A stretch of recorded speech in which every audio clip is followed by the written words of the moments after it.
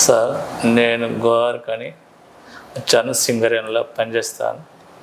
బొగ్గంలో వనింగ్ line లోపలది పని స్థలంలో పనిచేసేటప్పుడు జారిపడ్డా.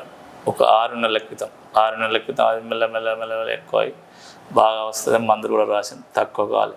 తక్కువ అయితే మరి నాకు తక్కువ అవుతుంది సార్, నా పరిస్థితి ఏంది, ఇంతకింత బాగా నొప్పులు వస్తాయి అంటే సరే ఎంఆర్ఐ స్కానింగ్ చూపించుకొచ్చుకొని ఈ హాస్పిటల్లో పంపించారు, ఈ కామినీ హాస్పిటల్.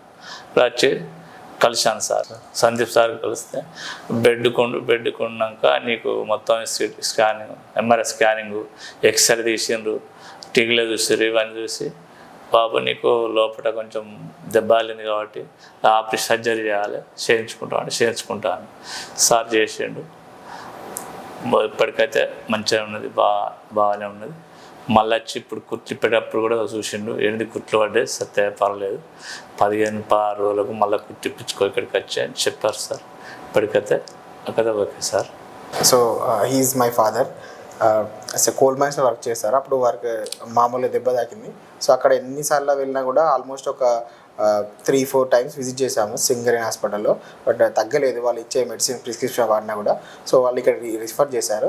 ఇక్కడికి వచ్చాక వెంటనే వాళ్ళు ఎంఆర్ఐ స్కాన్ అవి చూసి ఇష్యూ ఏంటో చూసి ఇక్కడ డ్యామేజ్ అయింది ఎల్బో కాడ అని చెప్పేసి, సో వాళ్ళు సర్జరీ చేస్తే బెటర్ అని చెప్పారు. సో సర్జరీ ప్రొసీజర్ అంతా బాగా జరిగింది అండ్ రిసీవింగ్ అంతా ఓకే. సో ఇప్పుడు మా ఫాదర్ కొంచెం బెటర్గా ఫీల్ అవుతున్నాడు.